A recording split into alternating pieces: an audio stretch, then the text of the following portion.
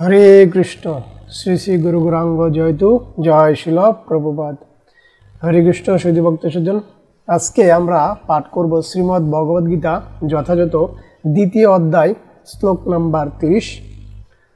তো আমরা প্রতিনিয়ত একটা করে শ্লোক পাঠ করার চেষ্টা করছি। তো আপনারা যাদের পাঠ করার সময় নেই, তো তারা মনোযোগ সহকারে শ্রবণ করতে পারেন, এবং এরকম যারা শ্রবণ করতে চায় আগ্রহী, তাদের সাথে শেয়ার করতে পারেন, কারণ এটা হচ্ছে ভগবানের মুখনিসৃত প্রাণী।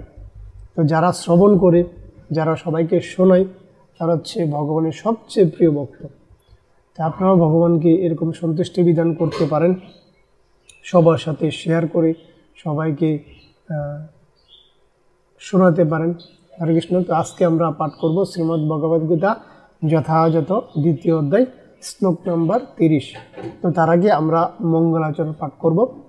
ওম অজ্ঞানতিমিরান্ধস্য জ্ঞানাঞ্জন শলাকয়া চক্ষু উন্মিতং যেন তস্মৈ শ্রী গুরুবে নমঃ।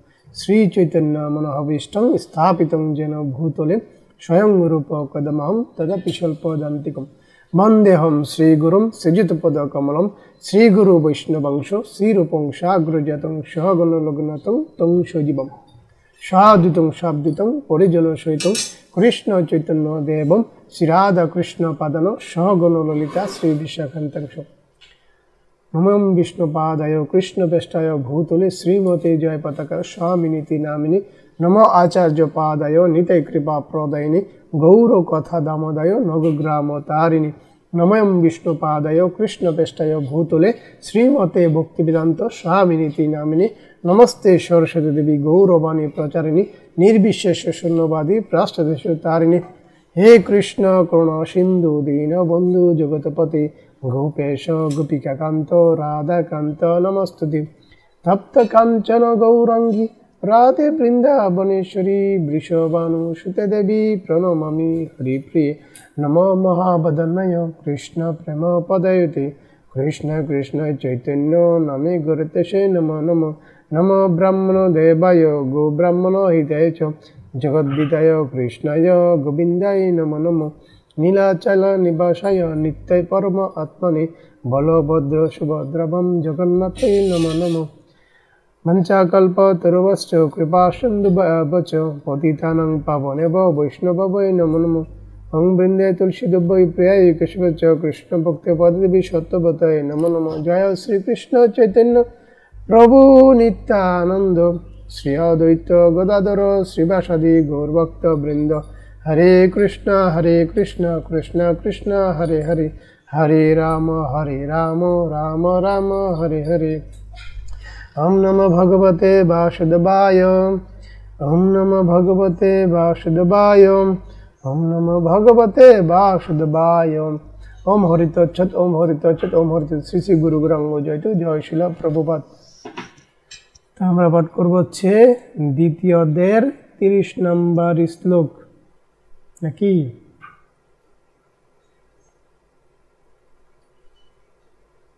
বত্রিশ, 31, 30। ওকে, পেয়ে গেছি। হরে কৃষ্ণ। তো সবাই আমার সাথে সাথে শ্রবণ করবেন, বলার চেষ্টা করবেন। দেহি নিত্যম অবদ্ধ অয়ম দেহে সর্বস্ব ভারত তদ্বৎ সর্বাণি ভূতানি ন তম শোচিতম অহর্ষি।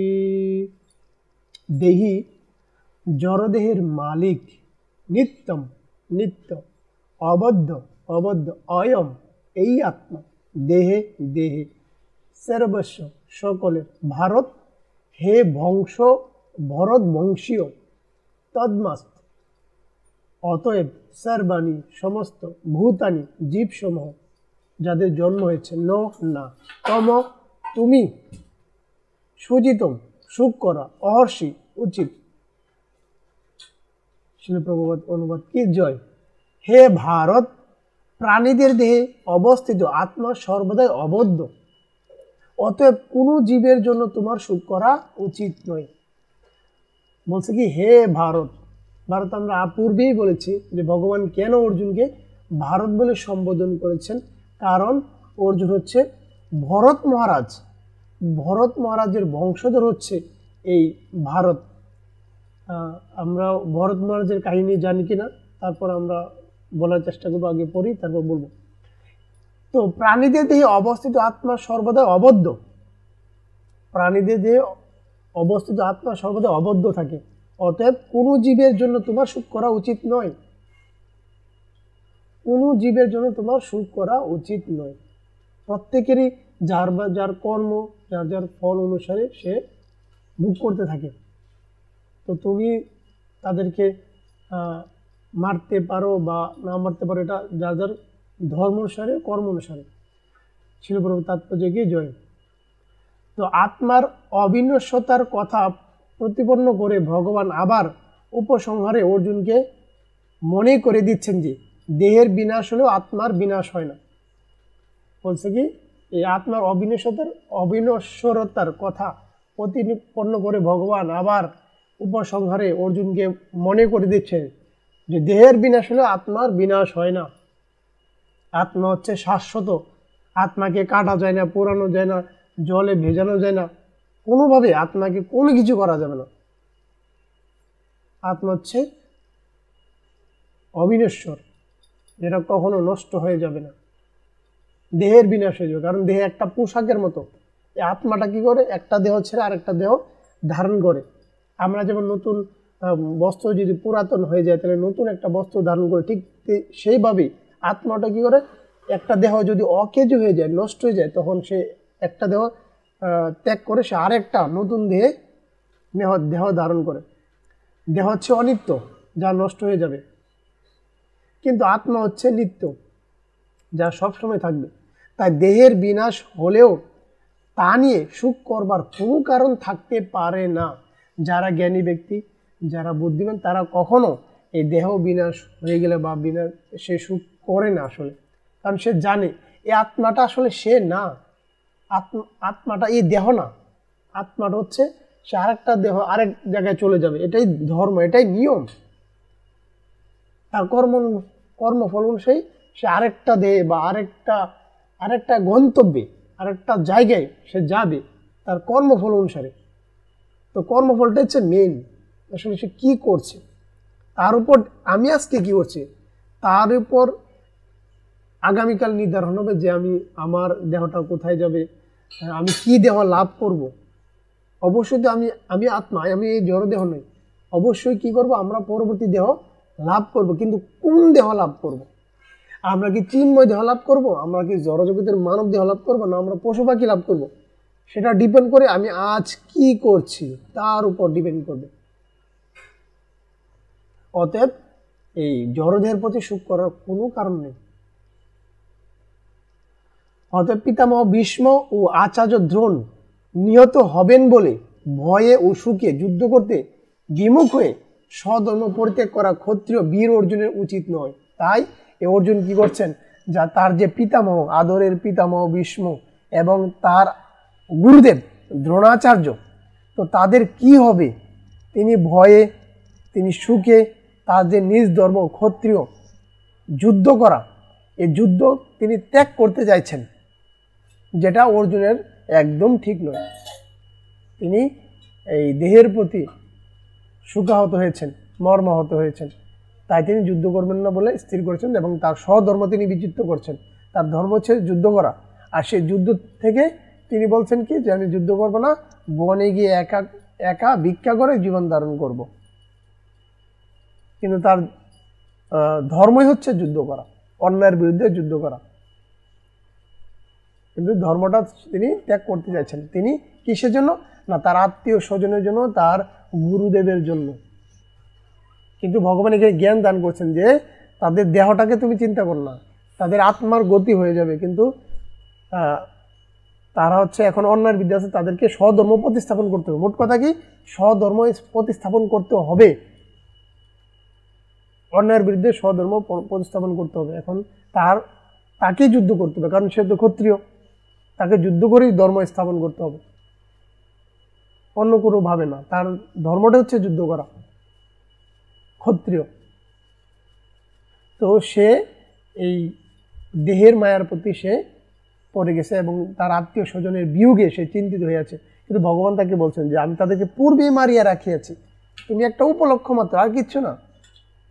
যেটা একাদশ অধ্যায়ে ভগবান বিশ্বরূপ তাকে দর্শন করাবেন, সমস্ত দেবতা, সমস্ত অগ্নিকুণ্ড যারা তার মুখের মধ্যে পড়িতেছে, অর্জুন নিজেই তা দর্শন করবেন, আমাদেরকে দর্শন করার জন্য, মূলত আমাদেরকে দেখানোর জন্য, প্রমাণ দেওয়ার জন্য।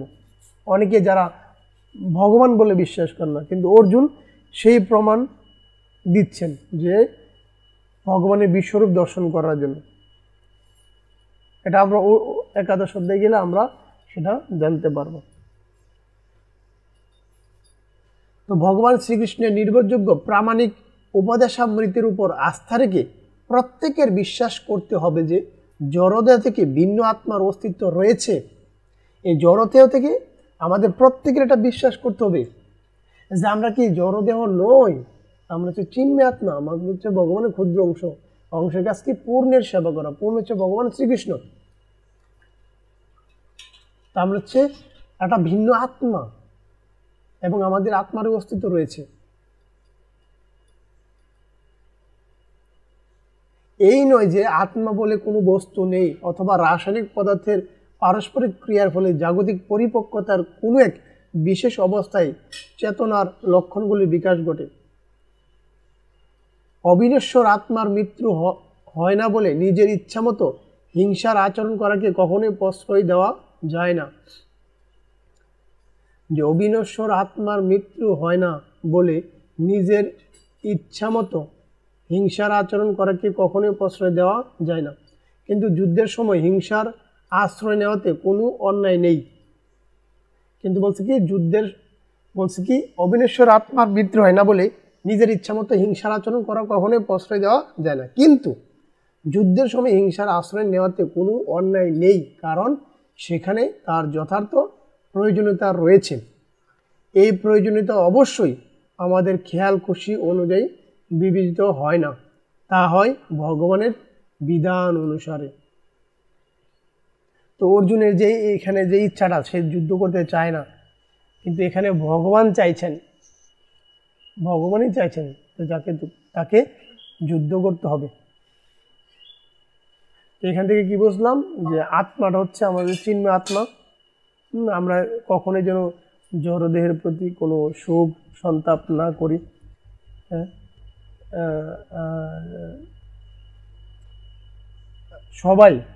সবাইকে মৃত্যু স্বাদ গ্রহণ করতে হবে। কেউ এখানে জড়দেহ নিয়ে টিকে থাকতে পারবে না। সবাইকে মৃত্যু স্বাদ গ্রহণ করতে হবে। এই কলিযুগের আয়ু হচ্ছে 100 বছর, কিন্তু তারপরও এই 100 বছর কেউ টিকে থাকতে পারে না। কেন না? নানা রকম অনাচার, অসৎ আচরণ, আর কি অখাদ্য কুখাদ্য, যেই কারণে তার যে সঠিক আয়ু ছিল কলিযুগে, সেই সঠিক আয়ু পর্যন্ত কেউ বেঁচে থাকতে পারে না। তো দেহ নষ্ট হয়ে গেলে কি হবে? আত্মাটা চলে যাবে। এই দেহটা নষ্ট হলে আত্মাটা চলে যাবে। তো সেই জন্য কারো সুখ করার প্রয়োজন নেই। তো সেই জন্য এই দেহটা সুস্থ সবল থাকতে দেহ থাকিতে সবল হরে কৃষ্ণ বল অঙ্গ অবশৈলে লইতে পারবে না। তাই দেহ সুস্থ সবল থাকতে ভগবানের নাম গুণাগুণ করা উচিত। স্মৃতি, আমাদের মেমোরি, এই স্মৃতি থাকতে প্রত্যেক ভগবানের গুণমহিমা, ভগবানের লীলা সব কিছু শ্রবণ করা উচিত, কার্যাবলী জানা উচিত। ভগবান গীতায় এটাও বলে দিয়েছেন, জন্ম কর্ম চমে দিবম জমে ব্যক্তি তক্তা দেহম পুনর্জন্ম নৈতিমামিত সহর্জন। অর্থাৎ হে অর্জুন, আমার জন্ম কর্ম হচ্ছে দিব্য। কেউ যদি সেটা তত্ত্বসম্মত, মানে সেই তত্ত্বজ্ঞান জানতে পারে, সেই দিব্য গুণাবলী, সেই দিব্য কার্যাবলী যদি কেউ যথাযথভাবে জানে, তাহলে তার আর পুনর্জন্ম হবে না। ভগবান অর্জুনকে সেটা প্রতিশ্রুতি দিয়েছেন। যে ভগবানের লীলা, ভগবানের দিব্য গুণাবলী কেউ যদি জানে তাহলে তার পুনর্জন্ম হবে না। এটা স্বাভাবিক, কারণ কেউ যদি প্রকৃতপক্ষে ভগবানের লীলা, ভগবানের দিব্য গুণাবলী জানে, সে অবশ্যই সে সবচেয়ে প্রিয় ভক্ত হবে। আর সে নিজেও অন্য কোনো কিছুতে আর আসক্তি হবে না, কারণ যে জানবে সেই ভগবানের প্রেমে পড়ে যাবে আসলে, আর সে অবশ্যই একজন শুদ্ধ ভক্ত হয়ে যাবে। আর তার আর কোনো পুনর্জন্ম হবে না, সে ভগবত ধামে চলে যেতে পারবে। ভগবান প্রতিশ্রুতি দিয়েছেন, প্রতিজ্ঞা করেছেন, কিন্তু আমরা সেটা বুঝতে চাই না, আমরা এটার মর্ম উপলব্ধি করতে চাই না।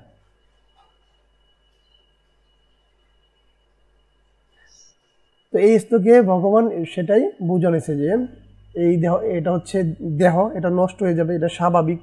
তো সেই জন্য কারো জন্য কোনো শোকতাপ করা উচিত নয়, বরং আত্মার কর্তব্য পালন করা উচিত। আত্মার কর্তব্য কি? যেটা জীবের স্বরূপ, যে আমি হচ্ছে ভগবানের, আমি এই জড়ধনে, আমি হচ্ছে চিন্ময় আত্মা, আমি হচ্ছে ভগবানের ক্ষুদ্র অংশের কাজ কি পূর্ণের সেবা করা, আর পূর্ণ হচ্ছে ভগবান শ্রীকৃষ্ণ। অর্থাৎ ভগবানের সেবায় নিয়োজিত থাকা হচ্ছে আমার দায়িত্ব এবং কর্তব্য। এটা মেনে আমাকে কর্ম করে যেতে হবে ভগবানের। তাহলে কর্মটা কি প্রশ্ন? না, ভগবানের গুণমহিমা কীর্তন করা, ভগবানের গুণমহিমা শ্রবণ করা, ভগবানের হরে কৃষ্ণ মহামন্ত্র জপ করা। এই কলিযুগে একমাত্র ধর্ম যদি থাকে তাহলে কি হরে কৃষ্ণ মহামন্ত্র জপ করা, আর 4টি বিধিনিষেধ পালন করা। কি কি 4টি বিধিনিষেধ? কি কি? আমিষ আহার বর্জন করা, নেশা সঙ্গ বর্জন করা, অবৈধ স্ত্রী সঙ্গ বর্জন করা, আর কি পাশা খেলা, দ্রুত ক্রিয়া, এই দ্রুত ক্রিয়া বর্জন করা। দ্রুত ক্রিয়ার মধ্যে পাশা খেলা, জুয়া খেলা যা আছে, এভরিথিং, এই 4টা জিনিস পালন করতে হবে এবং হরে কৃষ্ণ মহামন্ত্র জপ করতে হবে। তাহলে অবশ্যই ভগবানের প্রিয় পাত্র হবে এবং অন্তিমে সে ভগবত ধাম যাওয়ার যোগ্যতা অর্জন করবে, চিন্ময় দেহ লাভ করবে। তখন আমরা একটু আগে বলেছি যে এখন আমি কি করছি তার উপর ডিপেন্ড করবে পরবর্তী দেহ। তো পরবর্তী দেহটা কি? এ মানব জীবন নাকি চিন্ময় দেহ? চিন্ময় দেহ প্রাপ্ত হলে আর কখনোই ভগবত ধামে আসতে হবে না, পুনর্জন্ম আর হবে না, সে ভগবত ধামে চলে যাবে। তো ভক্তরা সবাই চায় পুনর্জন্ম না হোক, সবাই চায় ভগবত ধামে যাওয়ার জন্য। কিন্তু যারা কর্ম করবে না তাদের 84 লক্ষ জনই ভ্রমণ করতে হবে, এলো আর গেল, এলো আর গেল, এলো আর গেল। তো এটা হচ্ছে এই দেহ এবং আত্মার পার্থক্যের কথা এখানে বোঝা যাচ্ছে। তো এখানে আরেকটা শব্দ যেটা বলছিলাম যে ভারত কেন বলা হয়েছে? ভারত, অনেকেই বিধর্মীরা প্রশ্ন করছে ভারত মানে ইন্ডিয়া। আসলে তা না, ভারত হচ্ছে ভরত মহারাজ, যিনি সারা পৃথিবীকে শাসন করতেন এক সময়। সে ভরত মহারাজ তিনি সমস্ত দায়িত্ব তার ছেলে মেয়েদেরকে অর্পণ করে তিনি চললেন ভগবানের উদ্দেশ্যে। তখন তিনি বনে গিয়ে, তখনকার সময়ে কি করতো, তখনকার সময়ে বনে, গভীর অরণ্যে, যেখানে নিরিবিলি জনমানব শূন্য, সেখানে গিয়ে ভগবানের ভজনা করতো, ভগবানের ধ্যান করতো, ভগবানের তপস্যা করতে হতো, সব কিছু ত্যাগ করে। তখন সেই ভরত মহারাজ ভগবানের ধ্যান করতো, ভগবানের গুণমহিমা কীর্তন করত। কিন্তু তিনি লক্ষ্য করলেন একটি হরিণ, তিনি এই হরিণটি একটি নদীর পাশ দিয়ে যাচ্ছেন, ভেসে যাচ্ছেন, এই নদীর মধ্যে প্রসব করে দিয়েছেন। তিনি এই হরিণটা গর্ভবতী ছিল, তখন সেই হরিণটা প্রসব করে দিয়েছে। তখন সেই মাতা হরিণটি মারা যায়, আর এই বাচ্চা হরিণটিকে তখন বাঁচানোর জন্য তিনি বাঁচিয়ে দিয়েছেন। তো বাঁচানোর পরে এখন তার চিন্তা হচ্ছে যে হরিণটি খাবে কি করবে, চলবে, কারণ তার মা মারা গেছে। এখন সেই হরিণটিকে তিনি হরিণের জন্য তিনি খাবারের ব্যবস্থা করেন, হরিণকে দেখাশোনা করেন, এভাবে করতে করতে হরিণকে লালন পালন করতে করতে তিনি তার ধর্মকেই ভুলে গেলেন, তিনি ভগবানকেই ভুলে গেলেন, ভগবানের যে আরাধনা করতে হবে সেটাই তিনি ভুলে গেলেন। এখন সর্বদা হরিণের চিন্তায় ব্যস্ত থাকে, হরিণ কি খাইলো, হরিণ কোথায় গেল, হরিণ কি করলো।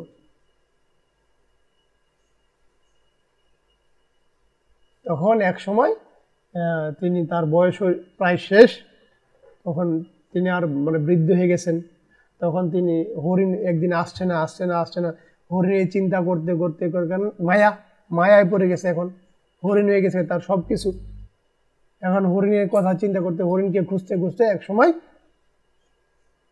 কস্তরীমৃগ তিনি ধবাস করে পড়ে তার আত্মা বেড়ে গেছে। এখন তিনি যে এই মৃত্যুবরণ করেছেন, কিসের চিন্তায় মৃত্যুবরণ করেছেন? হরিণের চিন্তায় তিনি মৃত্যুবরণ করেছেন, যেই কারণে তার পরবর্তী দেহ লাভ হয়েছে কি হরিণ। কারণ কি, ভগবান গীতায় বলে দিয়েছেন, অন্তকালে চ মমেব স্মরণ মুক্তা কলেবরম যে প্রায়তি সমদ্ভাবম জাতি নক্ষত্র সংশয়ম। অর্থাৎ অন্তিমকালে যে যেভাবে ভাবিত হয়ে দেহত্যাগ করে সে সেভাবেই দেহ লাভ করে। কেউ যদি আমার চিন্তায় মগ্ন হয়ে দেহত্যাগ করে সে আমাকেই প্রাপ্ত হবে, এই বিষয়ে কোনো সন্দেহ নয়, ভগবান অর্জুনকে প্রতিজ্ঞা করেছেন। আর এখানেই ভরত মহারাজের সেই প্রতিফলনটা হয়েছে যে তিনি কার চিন্তায় দেহত্যাগ করেছেন? হরিণের চিন্তায় দেহত্যাগ করেছেন। তিনি ভগবানকে ভুলে গেছেন, তার তো সূত্র, কারণ ফর্মুলা কি বলছে যে যে যেভাবে ভাবিত দেহ থেকে সেই দেহটাই লাভ করবে। তো এই ভরত মহারাজ আসছিল ভগবানের উদ্দেশ্যে, ভগবানকে লাভ করার জন্য। সে এখন কি দেহ লাভ করছে? পরবর্তীতে সে হরিণের দেহ লাভ করেছে। এখন হরিণের দেহ লাভ করলে এখন তার কিন্তু ভগবানের একটা রুলস আছে কি, যে কেউ যদি ভগবানের চরণে আত্মসমর্পণ করে শরণাগত হয়, সে যেই পর্যন্ত ভক্তি করেছে পরবর্তী জীবনে সেখান থেকে শুরু করবে এবং তার স্মৃতি তখন ভুলবে না। তখন এই ভরত মহারাজ তখন ভগবানের কৃপায় সেই স্মৃতি আছে, আমি কি করতে এসেছিলাম, আমি তো আসছিলাম ভগবানের ভজনা করতে, কিন্তু আমি একটা কি করলাম, আমি ভগবানকে ভুলে গেলাম আর এখন আমার হরিণের দেহ লাভ করছি। তখন সেই হরিণের পরিবার, সে তো হরিণের পরিবারে জন্মগ্রহণ করছে, তখন হরিণের পরিবার থেকে সে দূরে চলে আসছে। আয়সা সে এখন শুধু ভগবানের চিন্তা করছে, ভগবানের চিন্তা করতে করতে করতে করতে যখন তার মৃত্যু হয়েছে, তখন মৃত্যু হয়ে গেল, তখন সে আবার এখন হরিণ থেকে তো আর সোজা ভগবানকে লাভ করা যাবে না।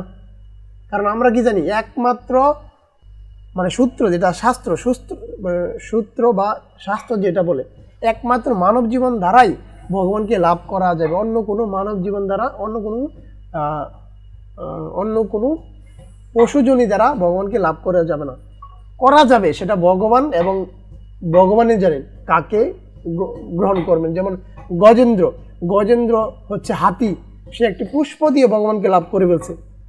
তো সবাই তারা সম্ভব না, এটা ভগবান কদাচিৎ কোনো পশুকে নিতে পারে যদি ভগবানের সেবায় লাগে। যেমন আমরা একটা ইঁদুরকে দেখি, ইঁদুর ভগবানকে প্রদীপ নিবেদন করে সে ভগবত ধামে চলে গেছে, কদাচিৎ, এটা সবার জন্য না, এটা এরকম একটা ঘটনা ঘটে যে কারণে এটা হয়ে যায়। কিন্তু শাস্ত্র অনুযায়ী কোনো পশু জন্ম দ্বারা, কোনো কীট পতঙ্গ, অন্য মানব জীবন ছাড়া অন্য কোনো জীবন দ্বারা ভগবানকে লাভ করা যাবে না। তাহলে এই হরিণ হয়ে এখন ভরত মহারাজ তো যেতে পারছেন না।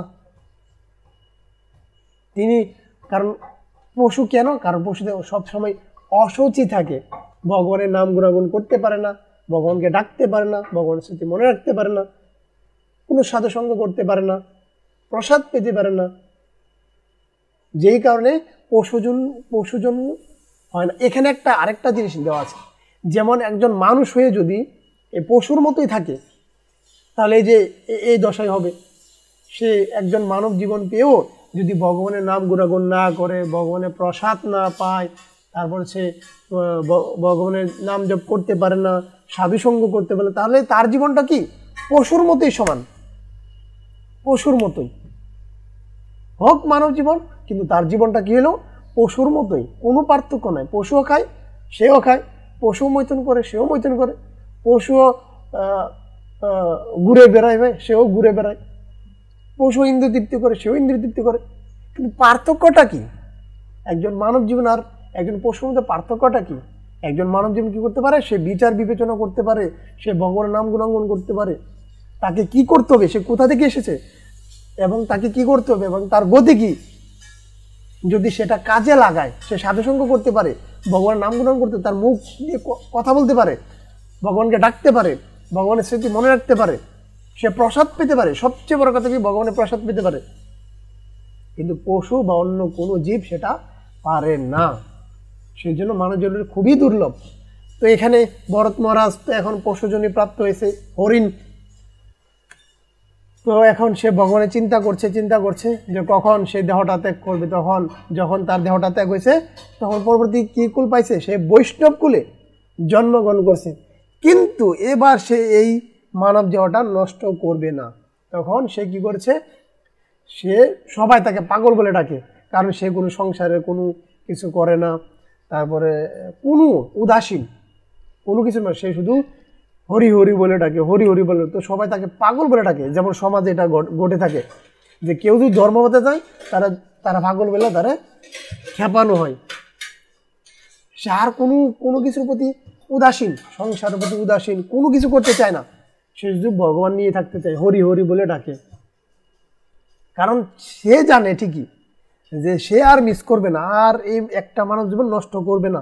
কারণ সে আগের মানব জীবনটা সে বুঝে আসছে, সে কি কারণে কি হয়েছে। আগে আসছিল ভগবানের ভজনা করতে, পরে গেছে হরিণ, এখন হরিণ থেকে মানব জীবন পাইছে, এটা নষ্ট করবে সে? কখনোই নষ্ট করবে না।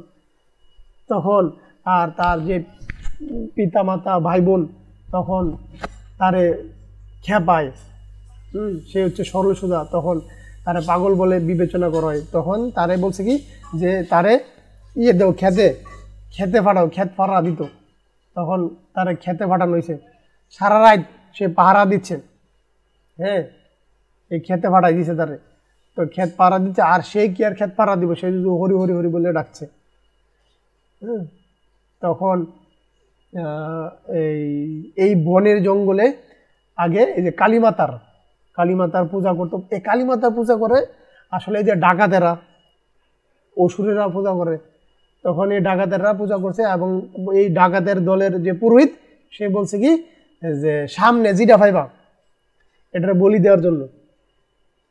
তখন সেই ডাকাতেরা তখন কাউকে পাচ্ছে না, এই ভরত মহারাজ স্টেপ পাইছে। তখন তারে নিয়ে আসছে, নিয়ে আসার পরে যে কালীমাতার সামনে তারে বলি দেওয়ার জন্য তার গরদান নিবে, হ্যাঁ, তখনই আর সে হচ্ছে হরি হরি বলে জপতাছে, সে কারো প্রতি কোনো চিন্তা করছে না, সে শুধু হরি হরি বলে জপতাছে। তো যেই গরদান নিবে সেই বৈষ্ণবী মাতা, কালী মাতা কে আসলে? সে হচ্ছে বৈষ্ণবী, ভগবানের পরম ভক্ত। বৈষ্ণব মানে বিষ্ণুর ভক্ত। বৈষ্ণব মানে কি? বিষ্ণুর ভক্ত। তো বিষ্ণুর ভক্ত হয়ে বিষ্ণুর ভক্তের সামনে একজন আরেকটা মানে বিষ্ণুর ভক্তকেই হত্যা করছে। তো বৈষ্ণব কি সেটা সম্ভব? একজন বৈষ্ণবী আরেকজন বৈষ্ণবকে হত্যা করছে, সেটা তো সে দর্শন করতে পারবে না। তখন সে বৈষ্ণবী মাতা তিনি উগ্র হয়ে সে মূর্তি থেকে প্রকাশিত হয়েছেন। মূর্তি থেকে প্রকাশিত হয়েই তার নিজের ভক্তের সবগুলা ডাকাতকে তিনি গরদান নিয়েছেন, গলা তার খড়গ দিয়ে সবাইকে মেরে ফেলেছেন।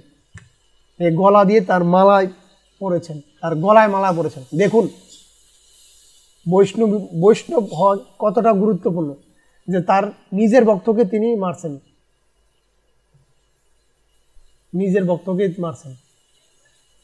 গরদান, সবাই গরদান নিয়েছেন, গরদানে তিনি মুন্ডমালা ধারণ করেছেন। এ হচ্ছে বৈষ্ণবী।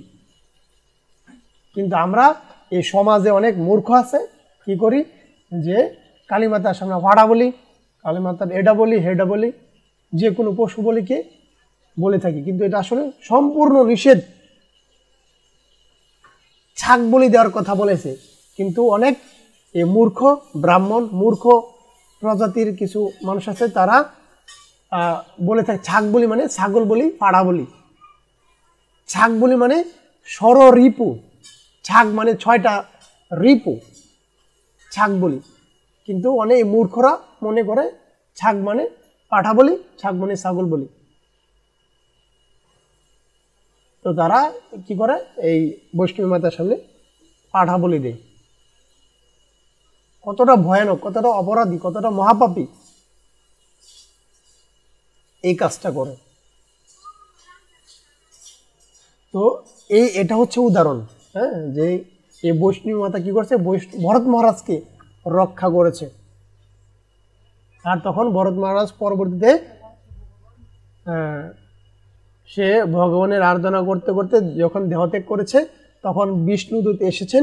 বিষ্ণুদূত এসে তাকে বৈকুণ্ঠ ধামে নিয়ে গিয়েছেন। আর এই ভরত মহারাজের যে আমরা যে বলেছিলাম যে ভরত মহারাজ তার পুত্র সন্তান সবাইকে রেখে তিনি ত্যাগ করে বনে গিয়েছিলেন। আর যেই এই বংশধর পরম্পরা অনুসারেই সে অর্জুন তারই বংশধরে জন্মগ্রহণ করেছেন। এই জন্য ভগবান শ্রীকৃষ্ণ এই অর্জুনকে ভারত বলে সম্বোধন করেছেন। ও আরেকটা কথা, যে এই যে সারা পৃথিবীর নাম ভারতবর্ষ বলা হয়েছে, সারা পৃথিবী, নট অনলি ভারত ইন্ডিয়া, এটা তো ভাগ করছে 2 দিন আগে, কিন্তু সারা পৃথিবী ভারতবর্ষ নামে অভিহিত ছিল। কার নামে? এই ভরত মহারাজের নামে। ভরত মহারাজের নামে সারা পৃথিবীকে বলা হতো ভারতবর্ষ।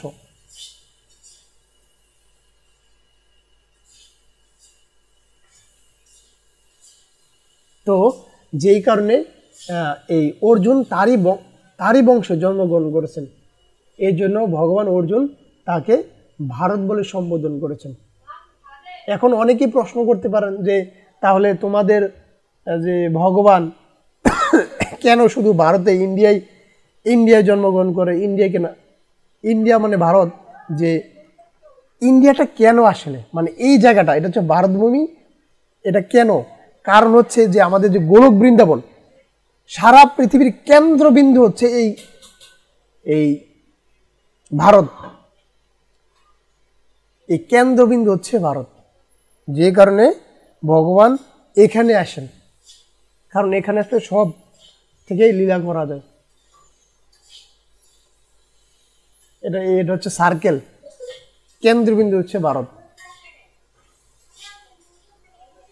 ভগবান বৃন্দাবন বা অন্য কোথাও ছেড়ে ভগবান কোথাও যান না। এই বৃন্দাবন কেন আসছে? এর কারণ হচ্ছে বৃন্দাবনটা যে এখানে কেন্দ্রভূমি, উত্তরপ্রদেশ। হ্যাঁ, তো এই জন্য এখানে ভারত বলা হয়েছে, আর ভারতভূমি বলা হয়েছে। তো যারা জানে না তারা বিভিন্নভাবে তর্ক করে, আর বিভিন্ন ধর্মীরা, আমাদের হিন্দু যারা বা ভাই বোন আছে, যারা স্কুল কলেজে পড়ে, নানাভাবে প্রশ্নের সম্মুখীন হয়। আমিও ফেস করেছি, আমিও প্রথমে কিছু জানতাম না, কিন্তু পরবর্তীতে জানতে পেরেছি। কিন্তু এখন তাদের জানা উচিত, বোঝা উচিত, না হলে তারা প্রশ্নের কোনো উত্তর দিতে পারে না, যে কারণে তারা ডাইভার্ট হয়ে যায়, কনভার্ট হয়ে যায়, কারণ তাদের নিজের সম্পর্কে তারা জানে না। তো সেই জন্য পিতা মাতাদের অবশ্যই উচিত তার ছেলে মেয়েদেরকে সনাতন ধর্মের ধর্মীয় শিক্ষা দান করা। কিন্তু পিতা মাতারা তারা বলে কি যে অল্প বয়সে ধর্ম সম্পর্কে জানা যাবে না, তার বৃদ্ধ হয়ে, যে বড় হয়ে ধর্মকর্ম করবে না। কিন্তু পর্বে দেখে তাদের ছেলে মেয়ে মুসলমান হয়ে যায়, তাদের ধর্মই ত্যাগ করে, কারণ জানে না কিছু, কনভার্ট করে। তো সেই জন্য ধর্মীয় শিক্ষা জানতে হবে।